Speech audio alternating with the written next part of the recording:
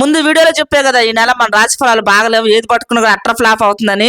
ఈ నెల అంతా మా వాళ్ళ చేత వంట చేపిస్తే బాగుండే అనిపిస్తుంది. ఆ మాటగా నన్ను అనుకోండి, పాపంలో ఏదో పిల్లకు ఒంట్లో బాగాలేదని వంట చేసి పెడుతుంటే నీకు బాగా ఎక్కువైపోయిందని అదే అట్లకాడ పట్టుకొని ఇంటి చుట్టూ తిప్పించి మళ్ళీ కొడతాడు నన్ను మా ఆయన. ఇప్పుడు ఈ వంట ప్రయోగం యూట్యూబ్ లో చూసి చేసింది అయితే అస్సలు కాదు, ఇంట్లో ఏముంటే అవి వేసేసి వంట చేసాడు అనమాట. ఇది వచ్చేసి నిన్నటి వీడియో.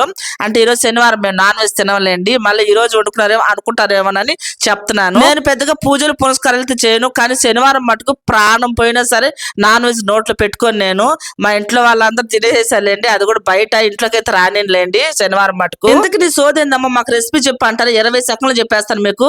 కోడిగుడ్లు ఉడకపెట్టేసి తోలు తీసేసి కొద్దిగా అయితే ఫ్రై చేశాడు, వంకాయలను కూడా ఫ్రై చేసి పక్కన పెట్టేసుకున్నాడు. కడాయిలో ఆయిల్, చెక్క, లవంగా, ఫస్ట్ అల్లం పేస్ట్ వేసి బాగా ఫ్రై చేసుకున్నాడు. తర్వాత ఆనియన్, టమాటా ఫ్రై అయిన తర్వాత ఉప్పు, పసుపు, కారం, ధనియాల పొడి, గుడ్లు, వంకాయలు కూడా వేసుకుని చికెన్ మసాలా కూడా వేసుకుని లాస్ట్ లో కొత్తిమీరతో సర్వ్ చేసుకోవడానికి ఉంటాయి. బాయ్.